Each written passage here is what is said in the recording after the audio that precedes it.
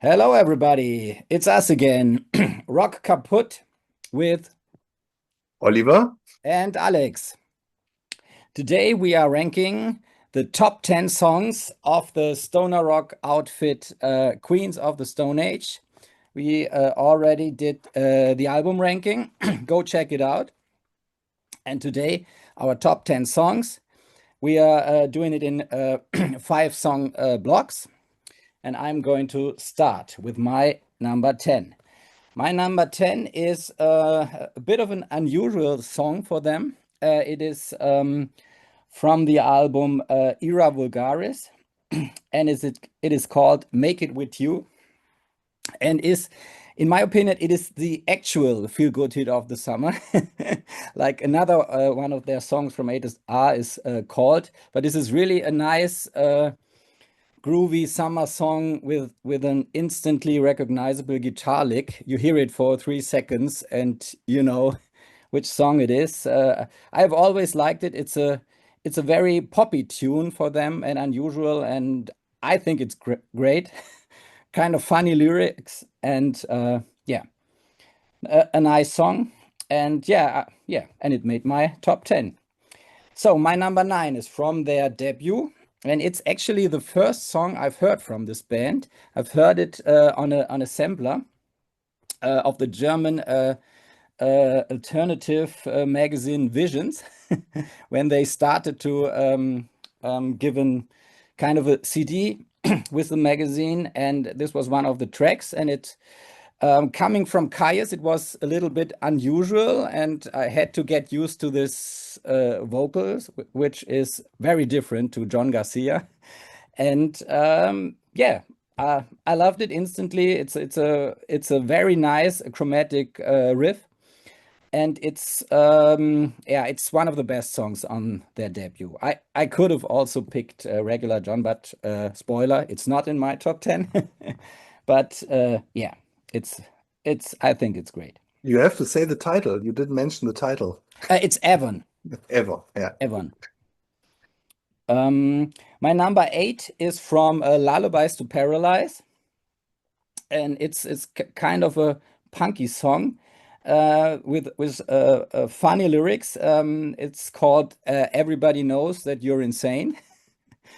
Um, yeah, very great, straight Queen's rocker. I think it's irresistible. I love it. My number 7 is a ballad from Like Clockwork, and it's called "The Vampire of Time and Memory." It has a very 70s Elton John ballad feel, I would say, and it could even be a song from the 70s if you listen to it. Um, yeah, and it's piano driven, which is kind of unusual for the Queens, but it's really beautiful, and it's really one of their very best songs. It could even be, I could even have ranked it higher, but today it's my number 7. Um, my number 6 is another kind of ballady type of song. It's called "I Never Came."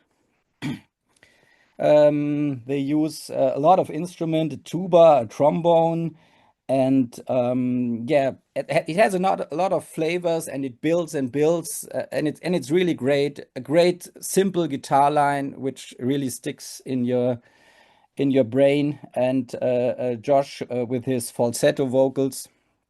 Yeah, really, I really love it. Yeah, it has also some sentimental value for me because I remember time back when it came out, I think in 2005 or something. And we went to a festival in Budapest, and we listened to Queens of the Stone Age. Nice, nice. Yeah. So to you. Okay, so yeah, just a couple of words as an introduction. I thought, well, 10 songs is way enough for Queens of the Stone Age. They have 8 albums, and yeah, not that many. But when I started choosing possible entries for this ranking, I noticed that they have a lot of really great songs, a huge catalog of good songs, and I could easily do another top 10 ranking with completely different titles. It might be a little bit worse than this one, but it would still be good. So, great band, great songwriters, and yeah, let's start with my list. On 10, I have a song from the debut album. It's called Walking on the Sidewalks. To me, it's the strongest track on that album. And what I love about it is it's a bit of a kind of psychedelic blues. Queens of the Stone Age always have these, or a lot of times they have these kind of wonky riffs, who are odd sounding. And here they have lead guitars and they're playing kind of a dissonant blues, I think. So yeah, that's a pretty cool track. On number 9, I have a song from Rated R. In the beginning, I had The Lost Art of Keeping a Secret on my list, but I'm a bit burnt out on that one. So I chose another one from that record because I wanted to represent as many albums as possible. And I chose Better Living Through Chemistry, which is one of their druggy songs, obviously. Yeah, just very jammy, druggy, psychedelic, and you can perfectly zone out to that one. It's just a cool song. On number 8, I have the same as you, the ballad from Like Clockwork, Vampire of Time and Memory. Um, I think that album is a bit unusual in their catalog. It has a lot of rather somber melodic songs, not that many straight and groovy rockers, and but I think they wrote some of their best songs on that one, and yeah, this is one of them. Wonderful melody, beautiful atmosphere, just great songwriting. Number 7 is a bit more typical, I think. It's from Lullabies to Paralyze, and it's called Someone's in the Wolf. And this one has a very weird and wonky off-kilter riff, I think, and they are just jamming on it throughout the whole song, basically. Um, Other bands would maybe use it in a break or something like that, just to break up the song. But Queens of the Stone Age use it throughout the whole thing, and yeah, just jamming on it and getting lost in it, and it has an undeniable groove to it. I totally love that when they are doing that. Number 6 is from the same album, and it's a nice groovy rocker with an equally weird riff, totally irresistible, I think. It's called Burn the Witch. It was one of the singles. It has a video as well. Yeah, one of the hits of that album, you could say. Yes, for sure. Very cool. So, I guess my number 5 is up now, right? Right. So my number 5 is a track called Calopsia.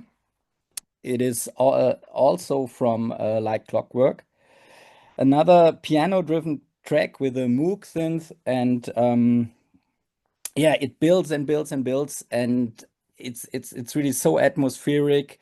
Josh's singing is great, and it explodes in a huge climax with a great vocal melody. This is something the Queens are really good at. Their songs take unexpected twists during maybe in front of the chorus, or maybe they have an extra section in the end, and you have an irresistible great melody that comes totally unexpected. So they're really good at that. So yes, my number 5, Collapsia. My number 4 is one from Songs for the Deaf, called "Go with the Flow." It's one of their biggest songs, I would say. Yeah, it's a great song. It's a great poppy melodic rocker. And when going into this, I learned, I did not know this, that Dave Grohl is not playing drums on this track. It was Gene Troutman. It was recorded right after Troutman left. Grohl came in and he played on all the other tracks. So quite interesting. So my number three is again from Like Clockwork. So many songs from Like Clockwork here. It is I Sat by the Ocean. It's maybe the best song from their later era, I would say. I mean, the groove is very, very poppy, ding, ding, ding, ding, and very untypical for Queens in a major key, even. It kind of seems like a feel-good song. But of course, right before the chorus, it turns into something totally different. And they have a moody, they have in a totally different mood. I think it's a minor mood again, and they have such a great irresistible chorus that I love, and that's why this song is so great because of this great mood shift. And then the song goes back into this ding ding ding. Ding. Yeah, great. Yeah, it's a song about lost love. Yeah, reflecting on a lost love. My number two is again from Songs for the Deaf, and it's the Song for the Dead. This is really, yeah, maybe their most furious song with Dave Grohl on fire. It's great to play air drums to it. Yeah, they have a groove, and the band is really riding it. It is really great. So I can't get enough of it. This has always been one of my favorite songs, and I think especially here you can hear why Dave Grohl is such a great rock drummer. Yeah, love it. And Mark Lanigan on lead vocals, really great. Here you can see that he's also very good on a fast, loud track because most of the times he is rather singing, yeah, ballady or mid-tempo kind of songs that are not as hard-hitting. But this time he really delivers a different kind of song. So, and my number one, I couldn't resist to do it. It is No One Knows. I thought so many times, I'm sick of this song. Yes, it's good, but I've heard it too many times. But every time I think I listen to the song and I think, no, I still love it. It's still great. All these different parts are great. They are rocking this kind of funny polka groove in the beginning, and then they are just rocking with some metal influences even. It's yeah, I love it. It's a great song, and yeah, I if someone would ask me who are Queens of the Stone Age, I would say listen to this song. If you don't like it, you don't like the band, and if you like it, go check out all the albums. Yeah, So that's my nice, number one. nice. So yeah, we have some overlap here.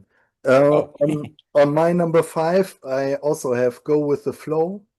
Um, you could say that this is yeah, almost in the Queens of the Stone Age catalog. It's almost like a classic rock song, I think, because it has this triumphant feeling to it, kind of celebratory and just straightforward, rather fast, which is not their usual style, I think. But yeah, it's just such a great song. I had to put it on there. I hadn't had it, didn't have it in there. It was a last minute entry, but I checked it out again. I said, yeah, of course, it has to be in it. So number four is another song from Songs for the Deaf. It's The Sky is Falling, and I love this one. This again has this almost kind of dreamy vocal melody. also kind of unusual for a rock song, I think. And then they are doing lots of weird things with it, like you mentioned. It's they could write this melody to death over 3 minutes, and it would still be great. But they are doing lots of different stuff with it, and yeah, it's just a cool, cool song, I think. Number three, it's my favorite track from Like Clockwork. It's another ballad, you could say. I think it's the most epic song on that album. It's I Appear Missing. Um, the chorus kills me every time. It's just an amazing song. I can't explain why. It's just I love it, and if you don't know it, you just should just check it out. Yeah, just great songwriting. Number two is from Era Vulgaris, and it's another example of a song with a very wonky and weird and off-kilter riff that shouldn't work, but they make it totally work. It's an absolute monster song, I think. It's called Turning on the Screw. Um, and yeah, obviously it's one of my favorite songs by them. I have it on too, but that's yeah, obvious. Um, yeah, and on number one, big surprise. I have the same one as you. No one knows. I have the same things to say about it. I should probably hate it by now, because I listened to it so many times back in the day. Maybe it helped that I stopped listening to it for a while, but yeah, when I heard it again a couple of months ago, after a long break, I was instantly back back in that zone. Um, so great, just in monstrous groove, I think that song has, and so much stuff going on in those 4 or 5 minutes. And every note hits the right spot. It's just one of the best rock songs of the last, I don't know, 50 years, I think. Just great. And of course of the millennium. Yeah. Yeah, that's my top 10. Yeah. Great. So these were our top tens, our favorite songs by Queens of the Stone Age. I'm sure we forgot a lot of other great tunes. Please tell us what they were in the comments. And don't forget to like and subscribe. We are Rock Kaput, and stay tuned for other videos. Bye bye. Bye.